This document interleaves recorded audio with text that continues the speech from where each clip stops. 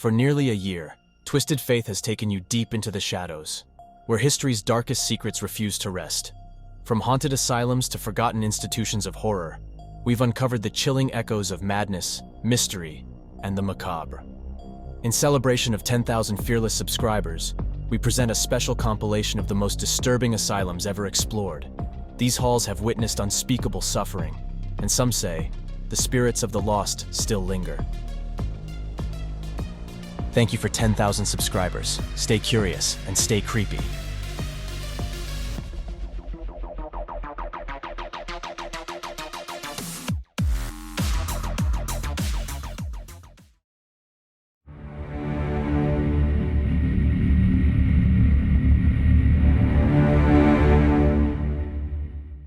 Danvers State Mental Hospital, once known as the Hospital on the Hill.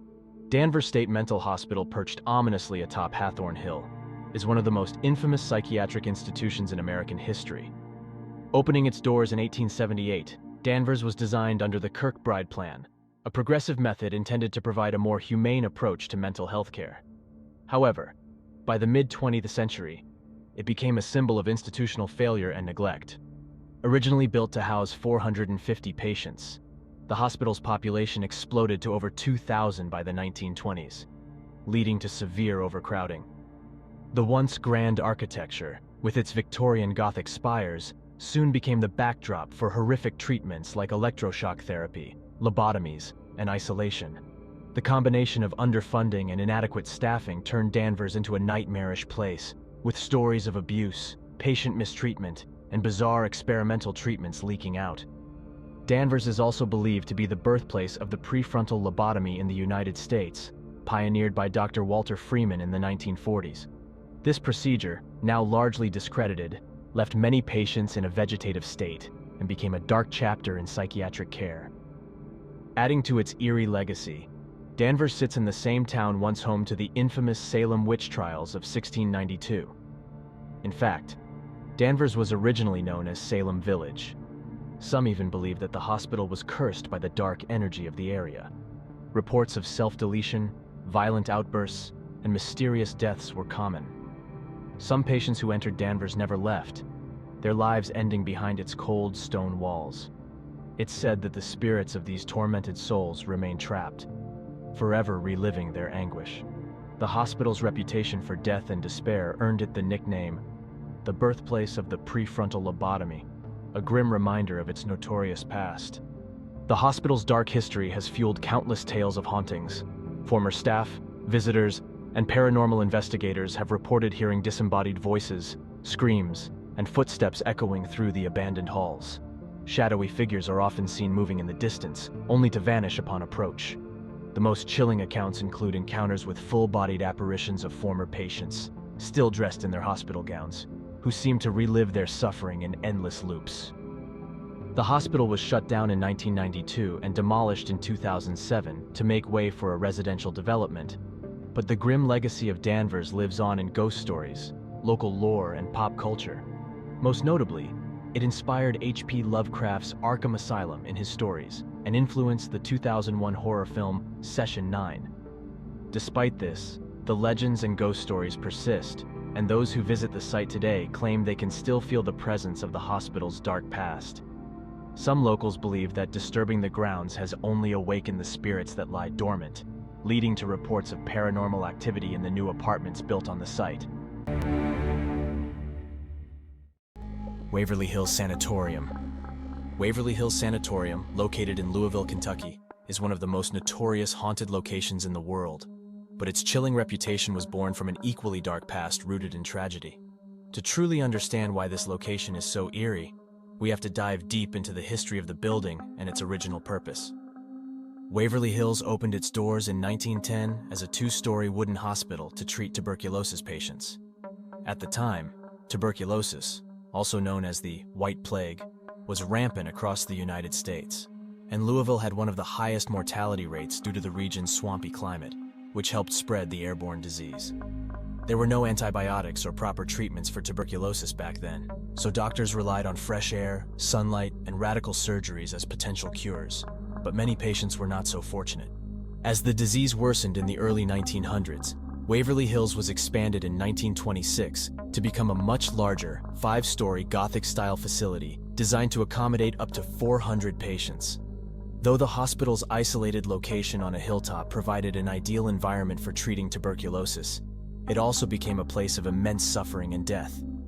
At its peak, thousands of patients lived, and many died, within its walls. The treatments for tuberculosis at Waverly Hills were often brutal by today's standards.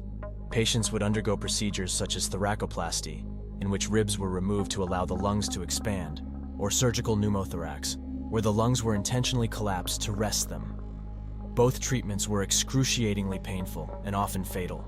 Despite these measures, the death toll remained high, with many sources estimating that over 6,000 people died at Waverly Hills during its years of operation. This high death rate led to the construction of one of the sanatorium's most infamous features, the body chute, or death tunnel. This 500-foot-long tunnel was originally built to help staff transport supplies in and out of the hospital discreetly, but it soon became the pathway used to remove the bodies of the deceased. The goal was to prevent the sight of corpses from discouraging other patients and to keep morale up, but the tunnel itself became a symbol of the inevitable death that loomed over the sanatorium. By the 1940s and 1950s, medical advancements, including the discovery of antibiotics like streptomycin, had begun to curb the spread of tuberculosis, and fewer patients required hospitalization. In 1961, Waverly Hills was closed as a tuberculosis hospital, but it soon reopened as Woodhaven Geriatric Center, a facility for elderly patients and those suffering from mental illnesses. Unfortunately, the new chapter in Waverly Hills history was just as grim. Woodhaven Geriatric Center became infamous for mistreatment and neglect, with reports of patients being heavily sedated, improperly cared for, and subjected to electroshock therapy. The conditions were so poor that the state of Kentucky shut down the facility in 1982 due to numerous violations. The hospital remained abandoned after that, slowly decaying and falling into ruin, which only added to its eerie atmosphere. With decades of death, suffering, and despair lingering in its walls, it's no surprise that Waverly Hills quickly gained a reputation for being haunted. Paranormal investigators and thrill-seekers from all over the world flock to the location in hopes of experiencing something supernatural, and many claim they have. Visitors frequently report seeing shadow figures darting through the hallways, hearing disembodied voices and footsteps, and feeling cold spots that can't be explained. One of the most famous spirits said to haunt Waverly Hills is that of a young boy believed to have been a patient at the hospital, and visitors claim that his playful spirit often interacts with them by rolling a ball or moving toys left in certain parts of the building. There's also the tragic figure of room 502, a place that many believe is haunted by a nurse who allegedly hanged herself after becoming pregnant out of wedlock.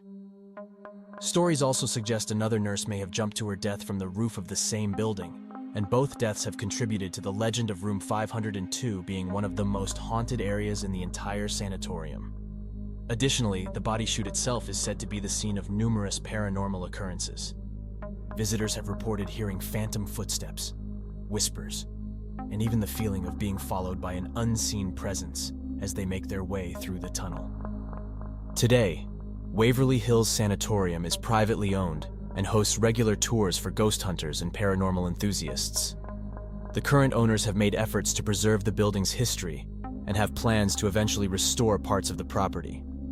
For many, visiting Waverly Hills is more than just a ghost hunting expedition. It's a chance to confront a dark chapter of American medical history and experience the lingering energy of a place where so many souls met their end.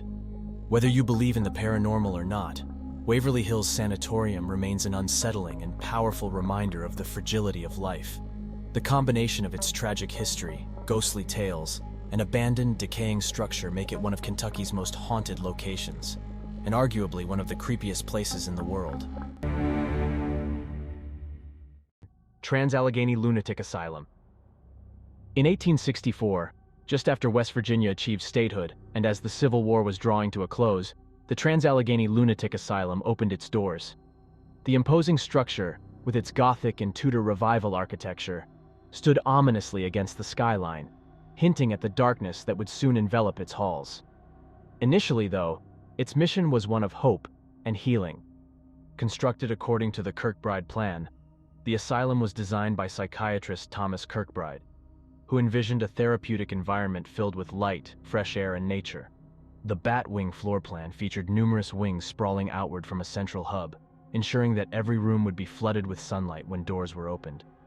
Patients were meant to feel the openness and freedom of the landscape, with rolling hills and open spaces providing a sense of tranquility. Art therapy and performances were integral parts of the hospital's culture, and patients once reminisced fondly about these aspects of their treatment. Kirkbride believed in physical activity as a form of therapy, ensuring that patients were afforded privacy, comfort, and dignity. The asylum, originally designed to house no more than 250 people, boasted its own farm and dairy, providing fresh, nutritious food for all. However, this serene vision quickly faded. As the asylum's reputation grew, so did its population, and soon, the building was teeming with far more than its intended capacity. By the 1950s, the asylum housed over 2,600 patients, leading to dire overcrowding. Rooms that were once cozy and inviting became cramped and suffocating. Bed sharing became a grim reality, with patients allotted just 8 hours of rest before their beds were given to someone else. The reasons for admission were as varied as they were troubling. While many patients genuinely suffered from mental illness, others were committed for reasons that today would seem absurd: asthma, rabies, tuberculosis, or even insubordination to a husband. The asylum became a dumping ground for society's unwanted, as well as those suffering from political and religious excitement. Husbands could easily commit their wives for any reason, and once inside, many women never left. Children often accompanied their mothers and grew up within the asylum's walls, some born into a life of confinement. Orphans were frequently abandoned at the hospital's doorstep, adding to the swelling numbers. As overcrowding worsened, the asylum's initial humane treatment practices gave way to more controversial and brutal methods. Medications like Thorazine were overprescribed, often leaving patients in a catatonic state. Pain treatments included laudanum, an opiate that dulled senses and emotions. Insulin shock therapy and electroconvulsive therapy were employed with alarming regularity. One of the most infamous treatments was the lobotomy, popularized by Dr. Walter Freeman. He conducted transorbital lobotomies, crudely known as ice pick lobotomies, which involved inserting an ice pick-like instrument into the eye socket to sever connections in the brain's prefrontal cortex. For a mere $25 per patient, Freeman performed these procedures before crowds, turning a medical treatment into a grotesque spectacle. The results were often devastating, leaving patients irreversibly changed, incapable of basic self-care, or dead. As the asylum's conditions deteriorated, the suffering of patients escalated. Overworked staff struggled to manage the chaos, and violence among patients became common. Some patients had their lives taken by their peers, their deaths the result of a lethal mix of mental illness, overcrowding, and neglect. Isolation became a common punishment, with patients often confined to solitary cells for days or weeks on end. While some patients eventually left the asylum at their own will, many died within its walls. In many cases, families did not claim the bodies, leaving them to be buried in the asylum's cemetery under numbered gravestones. Over time, these markers were removed or repurposed, leaving the identities of the buried forever lost. Little Lily is one of the most well-known spirits. Gladys was sent to the asylum after being brutally assaulted by Civil War soldiers. Pregnant when she arrived, Gladys tragically died during childbirth, leaving her infant alone in the world. The nurses, moved by the baby's plight, named her Lily. Despite their care, Lily contracted pneumonia and died at the tender age of 9. Today, visitors often bring toys and candy to her room. It's said that these offerings sometimes move on their own, and the candy disappears, as if Lily herself is still playing with her visitors. Dean's tale is one of the darkest. Dean was brutally slain by Big Jim and David Mason, two of the asylum's most dangerous inmates. After repeated failed attempts to hang him, they ultimately killed him by forcing his head under a bedpost and jumping on the bed. Dean's spirit is known to be quiet and elusive, especially when the ominous shadows of Big Jim and David appear. Their presence reportedly changes the room's atmosphere, making some people feel ill and deeply uncomfortable. On the upper floors, the notorious figure known as Slewfoot still roams. No one knows the origin of his nickname, but he was infamous for tormenting and taking the lives of people in the upstairs bathroom. To this day, his malevolent spirit is said to haunt that very bathroom, and the floor above, a dark specter from a sinister past. The asylum's history with Civil War soldiers adds another layer to its haunted legacy. Many soldiers were admitted to the hospital after the war, housed in what became known as the Civil War Wing. Most of them never left, their spirits doomed to wander the halls for eternity. In the Civil War Wing, another restless soul lingers. Ruth, a female patient with an intense hatred for men, resided among the veterans. Legend has it that even now, her spirit throws objects at any man who dares to enter her domain, her rage undiminished by death.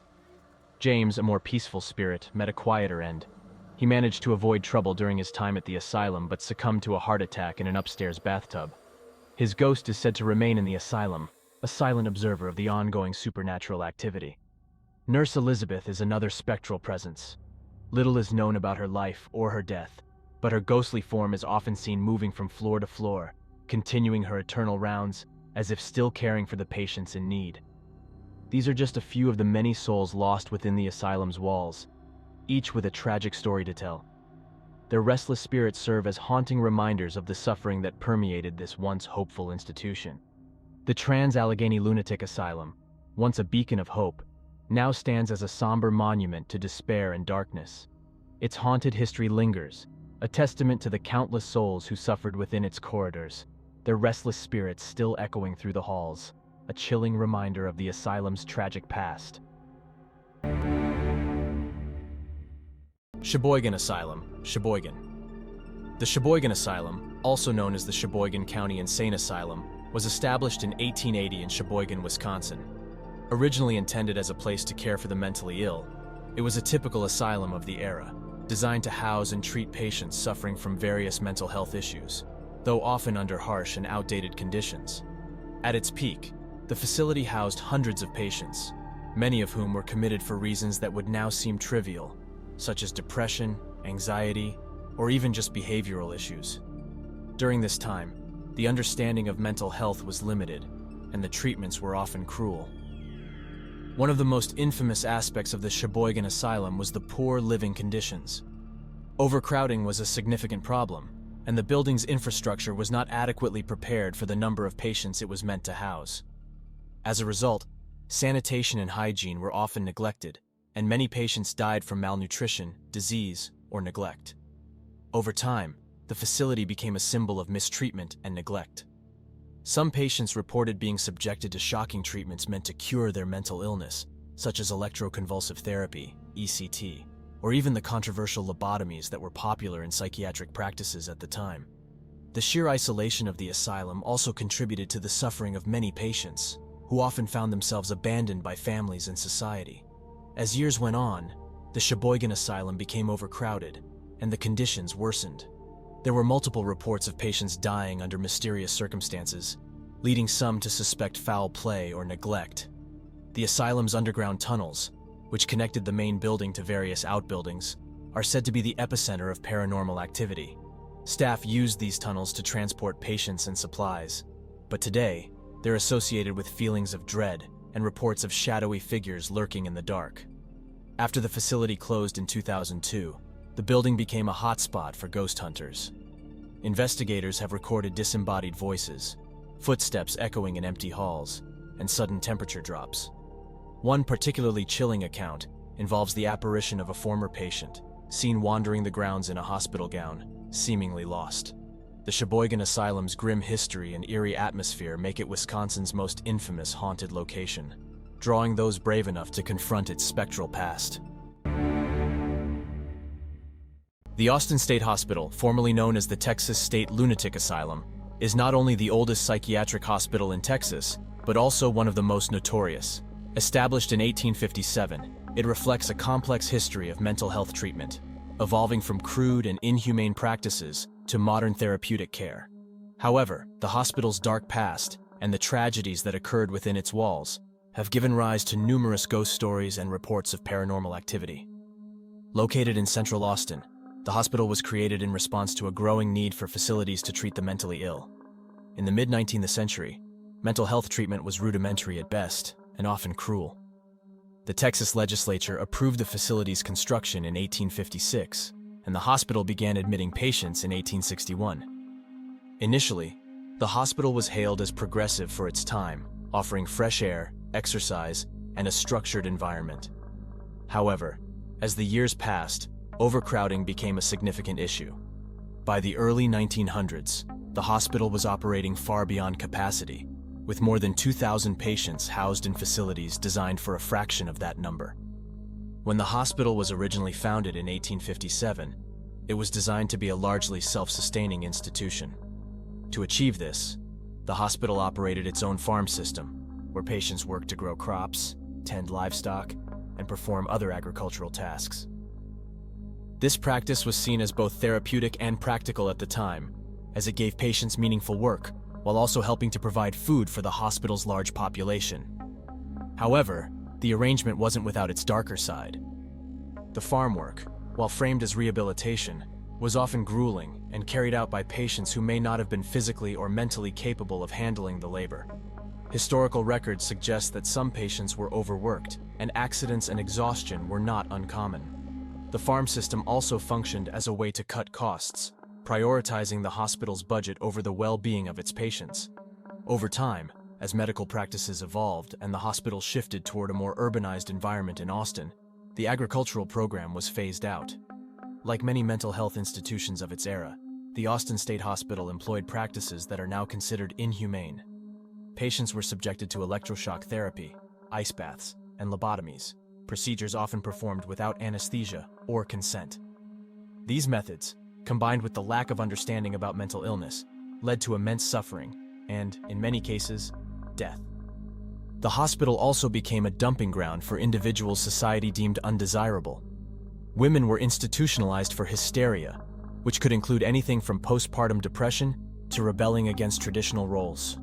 Orphans, the homeless, and even those with mild developmental delays were often admitted, forgotten, and left to languish for years. Records reveal that hundreds of patients died on the premises, many from untreated illnesses, poor living conditions, or complications from experimental treatments. Their remains were buried in unmarked graves on the hospital's property, creating an air of mystery and sorrow that lingers to this day. Over the years, the Austin State Hospital has garnered a reputation as one of Texas's most haunted locations. Numerous reports from former employees, visitors, and even current hospital staff describe eerie encounters that defy logical explanation. One of the most commonly reported phenomena is the sighting of shadowy, human-like figures in the hospital's older buildings. These figures are said to glide silently through the halls, disappearing as suddenly as they appear.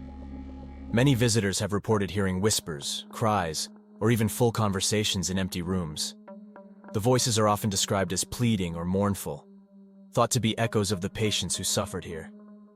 Paranormal investigators and curious explorers frequently report sudden drops in temperature in certain areas of the hospital, particularly in the original buildings where the most tragic events occurred.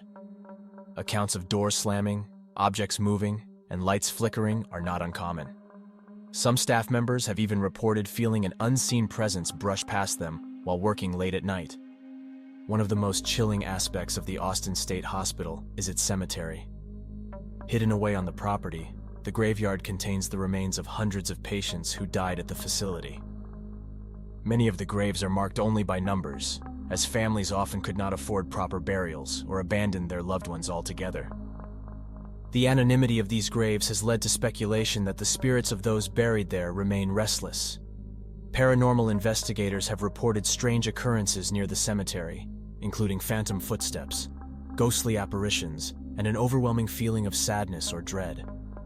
Several specific stories stand out among the many tales tied to the hospital. There's the crying woman. Visitors and staff have frequently reported hearing the sound of a woman sobbing in one of the older wings of the hospital. Though no one is ever found, the cries are said to be so heart-wrenching that they've brought some listeners to tears themselves. The silent nurse is a ghostly figure dressed in an old-fashioned nurse's uniform has been seen walking through the halls. Witnesses say she seems to be tending to patients, though she never speaks or interacts with the living. Then, there's room 105.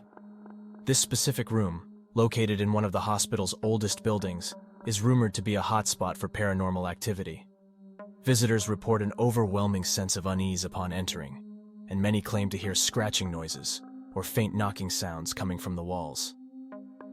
Today, the Austin State Hospital is still in operation, providing mental health services to patients across Texas. While modern practices have replaced the cruel treatments of the past, the hospital's legacy of pain and tragedy remains etched into its walls. The older sections of the hospital, many of which are no longer in use, continue to draw interest from paranormal investigators and urban explorers. Access to these areas is restricted, but that hasn't stopped the flow of ghost stories and eerie experiences tied to the site. For those seeking a glimpse into Texas haunted history, the Austin State Hospital serves as a stark reminder of a time when mental health care was as misunderstood as the spirits that reportedly linger within its grounds. Whether you're drawn to its history or its hauntings, the hospital offers a chilling look at the intersection of past and present. Rolling Hills Asylum. In December 1826, the Genesee County Board of Supervisors gathered in Bethany to establish a county poorhouse. They chose a brick building, once a stagecoach tavern, at the intersection of Bethany Center Road and Raymond Road due to its central location in the county. The Batavia Times newspaper published an official notice on December 9, 1826, stating, "The Genesee County Poorhouse will open its doors to paupers on January 1, 1827. Overseers of the poor from each town in Genesee County are advised to send paupers to the poorhouse with their clothing, beds, bedding, and other necessary items." Those eligible for assistance included habitual drunkards, lunatics, paupers, state paupers, blind, lame, old, or disabled individuals with no income, and vagrants. In 1828, a stone building was added to the poorhouse to house lunatics and serve as a repository for paupers who misbehaved. The staff at the poorhouse worked to separate unsafe patients from the general population, but challenges persisted. Consequently, a solitary confinement cell was built within the facility.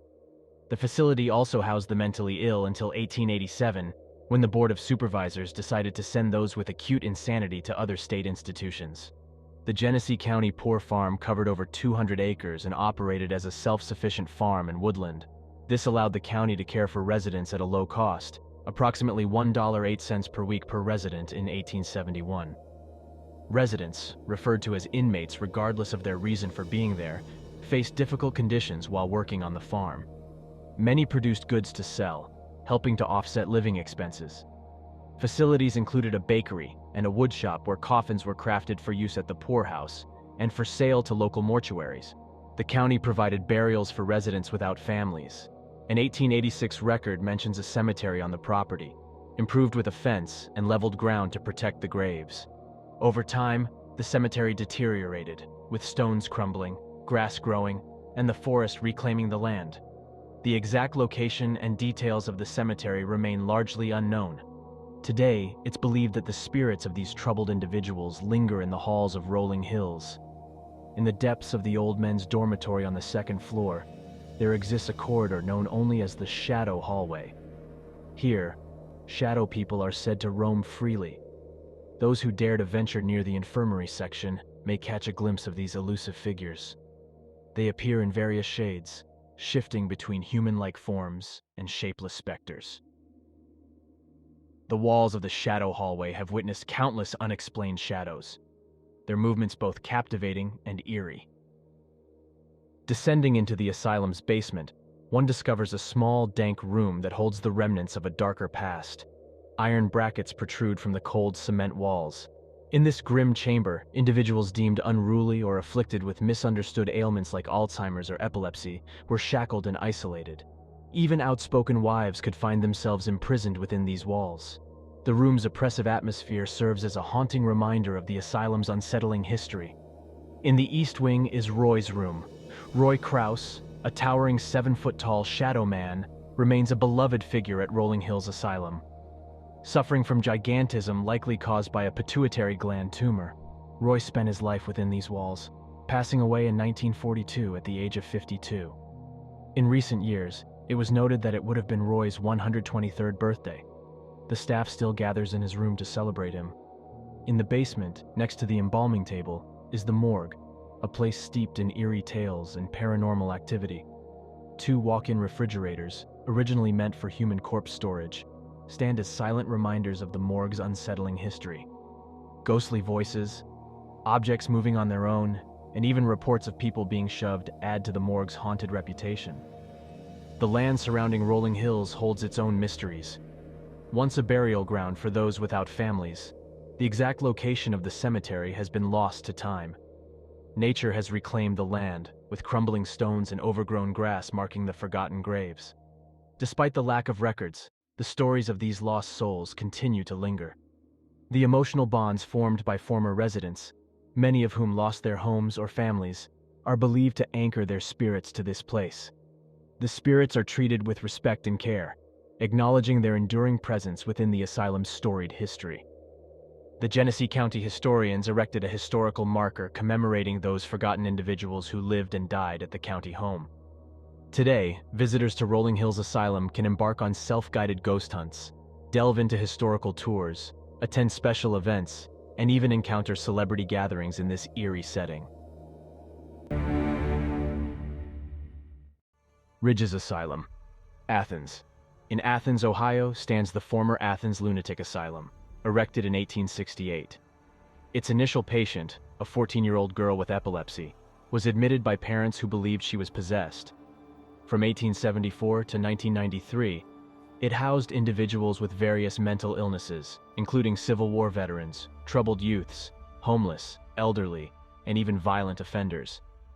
Additionally, it cared for tuberculosis patients in 7 cottages spread across its vast 4,000-acre expanse. Over time, the asylum expanded, eventually comprising 78 buildings. Despite having resources like cattle, greenhouses, and wells, it was not self-sufficient. 3 cemeteries within the premises stand as reminders of its history. The Kirkbride method, advocated by Dr. Thomas Kirkbride, emphasized rest, cleanliness, and regularity for mental patients. Men and women were segregated, with separate living quarters and dining halls. While the main building could accommodate up to 572 patients, it often exceeded this number, reaching over 2,000 at its peak. This overcrowding strained the facility, which relied on a largely unskilled workforce from the surrounding area. Procedures like lobotomies posed significant risks, with a wrong procedure leading to death or permanent disability. Hydrotherapy, involving extreme cold or hot baths, and electroshock therapy, inducing convulsions, were also administered, sometimes resulting in severe injuries. During the era of the asylum, a wide range of conditions were considered grounds for admission, as outlined in an extensive list used as a manual for admissions. Surprisingly, conditions such as menopause, menstruation issues, alcohol abuse, epilepsy, and even asthma were deemed illnesses, warranting treatment within asylum walls. However, perhaps the most astonishing reason for admission was acts of self-pleasure. This practice, along with other conditions, led to the admission of countless individuals, resulting in the severance of all contact with family members, as advocated by the Kirkbride method. This isolation extended even in death, with 700 women and 959 men buried on the asylum premises, each marked only by a number on their headstone. The asylum cemeteries serve as poignant reminder of its dark history. A total of 1,930 individuals were laid to rest within their grounds.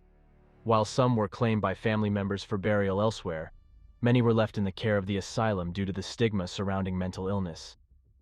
Notably, over 80 Civil War veterans also found their final resting place here. The Athens Lunatic Asylum made headlines twice, both times under tragic circumstances. In 1977, the admission of Billy Milligan, a multiple personality SA offender, sparked public outcry.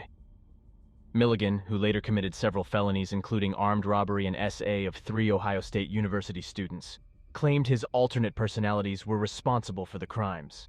The sensational nature of the case captured national attention. A year later, on December 1, 1978, the asylum once again made headlines when patient Margaret Schilling vanished from her department. Despite extensive searches, her whereabouts remained unknown for 42 days, until a caretaker made a grim discovery on the top floor of Building 20, Margaret's decomposing corpse.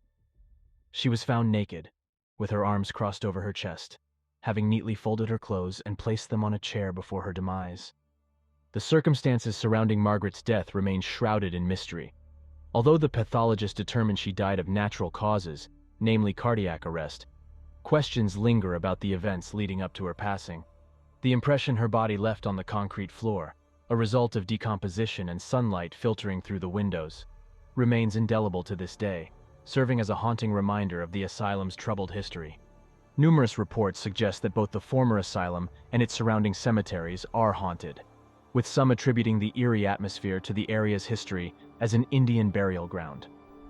With several buildings still vacant, speculation abounds regarding the spirits that may linger within. One such building, now known as Lynn Hall, houses various offices and the Kennedy Museum of Art. Visitors have reported encountering strange figures roaming its old floors and hearing disembodied voices, footsteps, and screams. The basement in particular evokes a sense of dread, with rumors of severely disabled patients being kept in chains in its dungeon-like confines.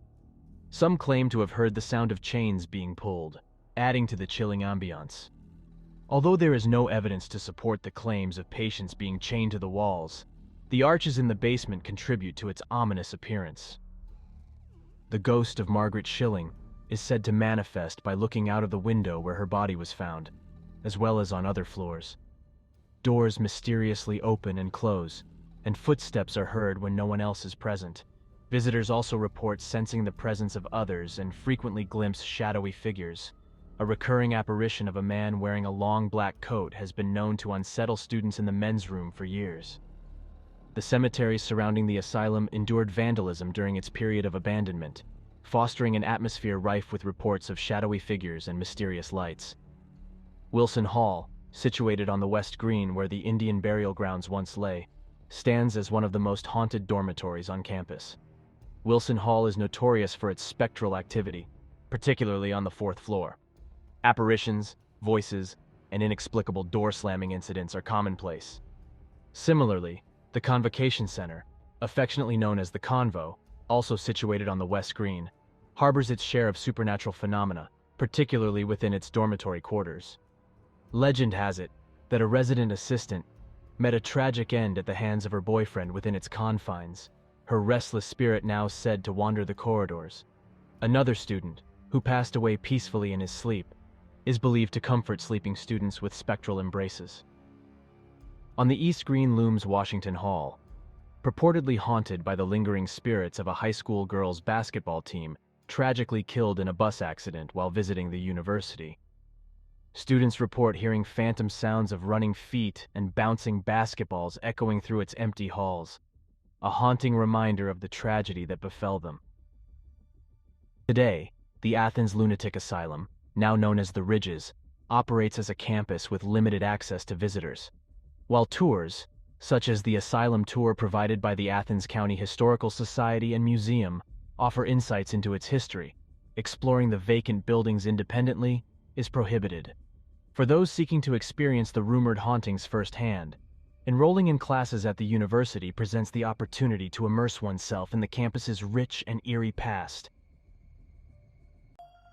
The walls of these asylums may crumble, but the stories, the horrors, remain etched in time.